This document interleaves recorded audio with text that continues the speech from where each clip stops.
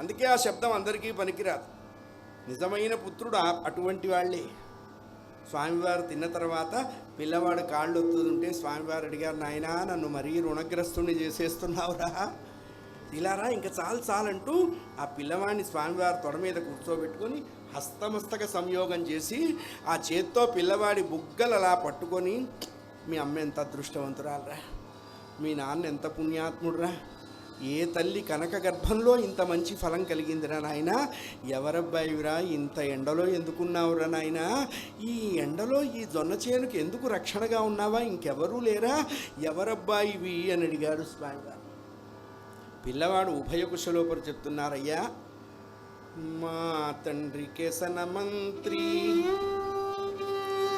వేద వేద అంగపారంగతుడైన వాడు, తల్లి లక్కాంబ పేర్కొన్నది దాన ధర్మాలయందు, పావనంబైన సేద్యమే జీవనంబు, ఈ క్షేత్రమునకు కాపుంచినారు మా నాన్నగారు, పేరు పోతన బమ్మెరవారమేము, పేరు పోతన బమ్మెరవారమేము.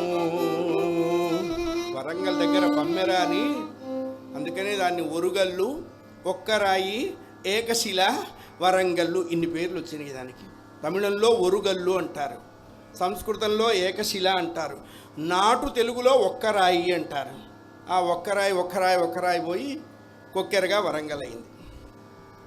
ఆ పక్కనే బమ్మెర గ్రామం.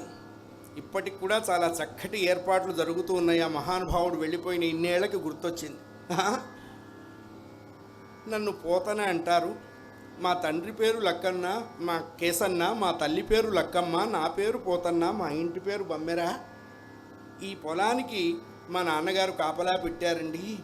ఈ ప్రక్క దుక్కిటెట్లు, ఈ వైపు గడ్డి వామి, ఈ ప్రక్క దోస పంట, ఆ ప్రక్క చలమగుంట.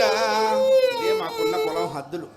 ఆ గడ్డి వామి, ఈ దోస పంట, ఈ జొన్న పంట, ఆ మంచినీళ్ళ గుంట.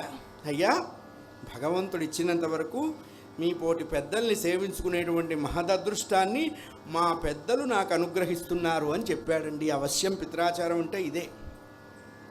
ఆశ్చర్యపోయినాడు స్వామివారు.